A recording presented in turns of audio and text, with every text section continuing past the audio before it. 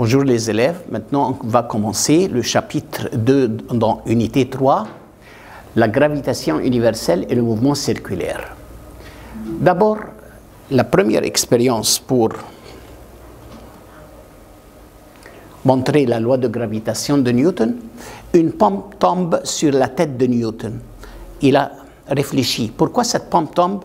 Parce qu'il y a une force d'attraction entre la pomme et la Terre. Et par suite, il a dit, entre n'importe deux corps matériels, il y a une force d'attraction mutuelle entre n'importe quel deux corps. Cette force est directement proportionnelle au produit de leur masse et inversement proportionnelle au carré de la distance qui les sépare. Donc, une autre fois, il existe une force d'attraction mutuelle entre deux corps.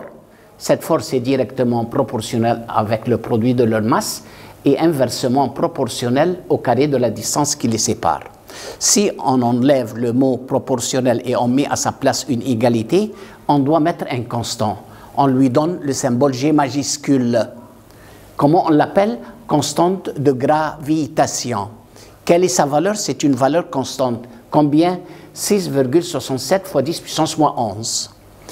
Combien d'unités cette constante de gravitation? Elle a 2 unités.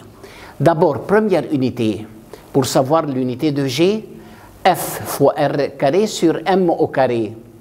F en newton, R en mètre carré, masse en kilogramme, donc newton fois mètre au carré sur kilogramme au carré ou fois kilogramme puissance moins 2. Est-ce qu'il a une autre unité? Oui.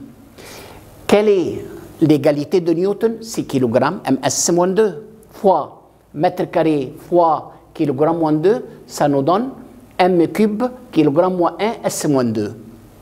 Donc on a combien d'unités? 2 unités. Maintenant, quelles sont les équations aux dimensions? D'après cette unité, on peut dire l'équation aux dimensions, c'est L au cube, m puissance moins 1, t puissance moins 2. Une autre fois, l'équation aux dimensions de la constante de gravitation, c'est L au cube, m moins 1, t puissance moins 2.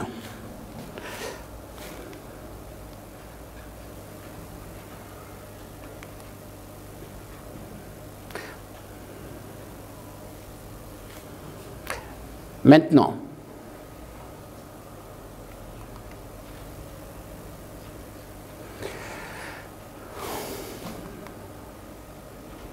problème que 2 petites boules de masse 7,3, chacune 7,3, sont placées à une distance l'une de l'autre 0,5, calculer la force d'attraction. Quelle est la formule? F égale G fois M1, M2 sur D au carré. La constante, c'est une valeur constante. Les deux masses ont une même valeur, 7,3 au carré, sur une distance qui les sépare, c'est 0,5 au carré. Ça nous donne la réponse. Maintenant, que veut-on dire par champ de gravitation? Quelle est la définition de la champ de gravitation? C'est la région qui entoure le corps et où se manifestent ces effets de gravitation. Donc, le champ de gravitation, c'est la région où se manifeste la force de gravitation. Maintenant, pour le mot intensité du champ de gravitation, on sait que G minuscule, qui est égal à 9,8, on le dit accélération de la chute libre, ou accélération terrestre, ou gravité. Est-ce qu'il a un quatrième nom? Oui. Quel est le quatrième nom de G minuscule qui est égal à 9,8? Intensité du champ de gravitation. Quelle est sa formule? G égale F sur M. Donc, G, c'est la force quand la masse est égale 1. Quelle est la définition de l'intensité du champ de gravitation? C'est la force agissant sur l'unité de masse ou sur une masse de 1 kg. Quelle est sa valeur? Comment déterminer G? Comment déterminer la valeur de G minuscule qui est égale à 9,8? On sait que F égale M fois G est égal quoi aussi? G majuscule M1, M2 sur R au carré.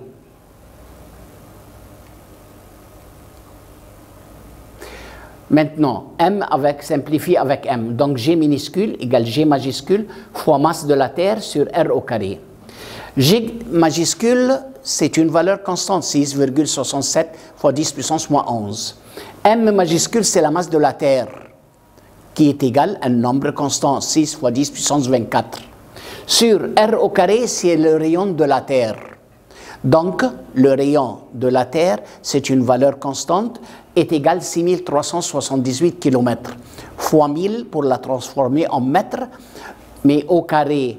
Donc, elle nous donne la valeur de G minuscule qui est égale à 9,8.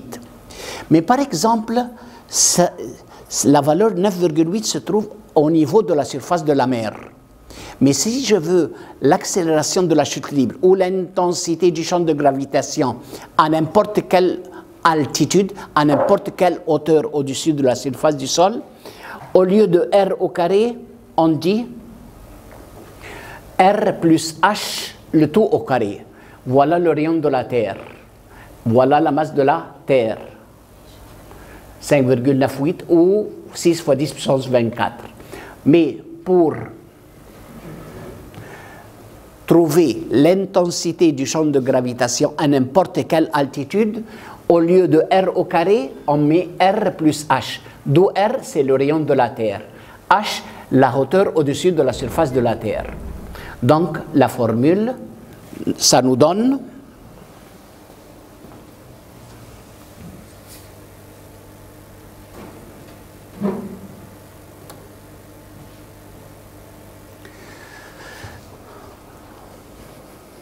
la formule, c'est G minuscule égale G majuscule fois masse du planète sur R minuscule au carré. Et R minuscule au carré, c'est le rayon de la planète plus hauteur. Maintenant, selon la formule 2, on peut déduire les facteurs dont dépend la valeur de l'accélération de la gravité terrestre. Quels sont les facteurs dont dépend G minuscule? D'abord, elle dépend sur masse de la planète. 2. Rayon de la planète. 3. La hauteur au-dessus de la surface de la planète. Voilà les 3 facteurs dont dépend G minuscule, qui est l'intensité du champ de gravitation. Maintenant, les satellites artificiels. Que veut-on dire par satellite? Le mot satellite, c'est-à-dire n'importe quel corps qui tourne autour d'une planète. N'importe quel corps qui tourne autour de n'importe quelle planète. Par exemple, la Terre a un satellite qui est la Lune, mais c'est un satellite naturel. Mais autour de la Terre tournent aussi des satellites artificiels. Maintenant, on va voir quelle est l'idée de fonctionnement, quelle est l'idée de la libération d'un satellite artificiel autour de la Terre. D'abord, quelle est l'idée? L'idée de fonctionnement. On dit, par exemple, si on jette un corps horizontalement d'une certaine hauteur, il suit une trajectoire courbée et tombe sur la Terre. Voilà. Donc l'idée de la libération d'un satellite artificiel, si par exemple, on projette un corps horizontalement avec une certaine vitesse, d'une certaine hauteur, par exemple sommet d'une montagne, il suit une trajectoire courbée et tombe sur la Terre. 2.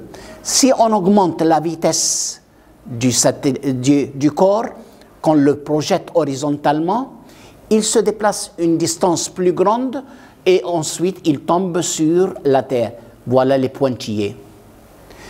3. Si on augmente de plus en plus la vitesse horizontale d'un corps, de telle sorte que le rayon de courbure du corps égale le rayon de courbure de la Terre. Dans ce cas, il tourne autour de la Terre et devient satellite. Voilà l'idée de fonctionnement du satellite artificiel. Maintenant, qu'arrive-t-il par exemple si un satellite qui tourne autour de la Terre, qu'arrive-t-il s'il s'arrête, c'est-à-dire vitesse égale 0? Qu'est-ce qu'il se passe? Il est attiré vers la Terre, il tombe vers la Terre. Donc, Si le satellite s'arrête, il tombe sur la surface de la Terre. 2. Qu'arrive-t-il si la force entre le satellite et la Terre s'annule? Il n'y a pas de force. Qu'est-ce qu'il se passe au satellite? Il se déplace dans une trajectoire tangentielle en ligne droite et s'éloigne de la Terre. Donc, si la force d'attraction entre la Terre et le satellite s'annule, qu'est-ce qu'il se passe? Il se déplace en ligne droite dans une trajectoire tangentielle et s'éloigne de la Terre. Comment déterminer la vitesse orbitale d'un satellite? Quels sont les facteurs dont dépend la vitesse orbitale? Donc, le satellite qui tourne autour de la Terre à une certaine hauteur, il y a deux forces qui agissent. D'abord, force du mouvement circulaire qu'on a déjà vu dans le chapitre précédent, force centripète égale masse du satellite fois V carré sur R. Quelle est la deuxième force? C'est la force dans ce chapitre, c'est la force gravitationnelle. Voilà, G, constante de gravitation, masse du premier satellite, masse du deuxième de la Terre sur R au carré. Et que veut-on dire par R minuscule? On le dit rayon orbital. Et quoi égale le rayon orbital? C'est le rayon de la Terre plus hauteur du satellite de la surface de la Terre. Et une seule fois, je vais dire, dans les formules du satellite artificiel, R minuscule, c'est rayon orbital. Est égal à quoi? Rayon de la Terre plus hauteur. Donc, est-ce que je peux simplifier masse du satellite avec masse du satellite? Oui. R avec le carré? Oui. Donc, ça nous donne V carré égale G fois masse de la Terre sur R. Donc, je veux V, racine carrée de G, constante de gravitation, masse de la Terre sur R orbital. Donc, voilà la formule pour déterminer la vitesse orbitale d'un satellite. Quels sont les facteurs dont dépend la vitesse orbitale? Elle dépend sur M, masse de la planète. R minuscule égale à quoi? Rayon de la Terre et hauteur du satellite. Mais entre nous, masse de la Terre c'est un nombre constant, rayon de la Terre c'est un nombre constant. Donc la chose qui influe sur la vitesse orbitale du satellite, c'est la hauteur au-dessus de la surface de la Terre. Quels sont les facteurs dont dépend la vitesse orbitale d'un satellite? Elle dépend sur la masse de la planète, la hauteur du satellite du centre de la planète, qui est R minuscule, qui est égal R majuscule, rayon de la planète Terre, plus hauteur du satellite de la surface de la Terre. Maintenant, problème 1. Un satellite tourne autour de la Terre dans une orbite circulaire de rayon. Voilà le rayon orbital. Et fait un tour complet, c'est-à-dire la période, 27,3 jours, on doit la transformer de jours en secondes, fois 24 heures, fois 60 minutes, fois 60 secondes. Voilà la période. Pour déterminer la vitesse du satellite, on a déjà vu en fonction de la période, V égale 2 pi R sur T. 2 fois pi, rayon orbital, sur temps en secondes. Ça nous donne la vitesse. Qu'est-ce qu'il veut aussi? La masse de la Terre. On sait que V égale racine carrée de G fois masse de la planète sur R. V carré égale G fois masse de la planète sur R orbital. Je veux M, donc V carré fois R sur G. Voilà. Vitesse, on l'a déjà vu. R orbital, on l'a donné. De kilomètres en mètres, on multiplie par 1000 sur G, constante de gravitation. Nous donne masse de la Terre. Problème 2. Un satellite artificiel tourne autour d'une orbite presque circulaire à une hauteur. Voilà la hauteur du satellite. Et voilà rayon de la Terre. Donc si j'additionne la hauteur du satellite et le rayon de la Terre, ça nous donne R minuscule qui est rayon orbital. Et il nous donne masse de la Terre et constante de gravitation. Qu'est-ce qu'il veut? Deux choses. Vitesse orbitale et le temps pour faire un tour complet, c'est la période. Maintenant, on trouve d'abord R orbital, 2 km en mètres, on multiplie par 1000. Vitesse orbitale racine carrée du G fois masse de la Terre sur R, ça nous donne vitesse du satellite. La période, on sait que V égale 2 pi R sur T. Je veux T, période. Donc 2 pi R sur V. 2 fois pi fois R orbital sur V qu'on a déjà vu. Ça nous donne la période. Problème 3. Un satellite artificiel termine en 94,4 minutes. Voilà la période. 2 minutes en seconde, on multiplie par 60. Et la longueur de son trajet circulaire. Faites attention, que veut-on dire par longueur du trajet? C'est-à-dire le périmètre du cercle. Périmètre de son trajet circulaire, qui est égal à quoi? 2 pi r minuscule. Égal en kilomètres, en mètres, on multiplie par 1000. Qu'est-ce qu'il veut? Vitesse orbitale. On sait que la vitesse égale 2 pi r sur t. 2 pi r qui nous donne, qui est la longueur du trajet circulaire, de kilomètres en mètres, on multiplie par 1000. Sur période de minutes en secondes, on multiplie par 60. Ça nous donne la vitesse. Maintenant, qu'est-ce qu'il veut? La hauteur du satellite. Je dois trouver r minuscule, qui est le rayon orbital. On sait que depuis r minuscule, voilà la longueur du trajet circulaire. Je veux r minuscule. Depuis r vient au dénominateur. Ça nous donne r minuscule. Et on sait que r minuscule qui est égal rayon de la Terre plus hauteur. Je veux h. Donc h égale r minuscule moins r majuscule. R majuscule qui est rayon de la Terre, moins rayon orbital, moins rayon de la Terre. Ça nous donne hauteur du satellite. Quelle est l'importance des satellites artificiels? Quelle est son importance dans notre vie quotidienne? D'abord, dans les télécommunications, au moyen du mobile, on peut téléphoner à n'importe quelle personne dans n'importe quelle partie du monde. Les satellites astronomiques pour détecter l'espace. Les satellites de télédétection pour utiliser pour l'étude et migrer des oiseaux, pour savoir les ressources naturelles. Et ensuite, les satellites d'espionnage, Pegasus, pour savoir les informations politiques et militaires. Et bonne chose.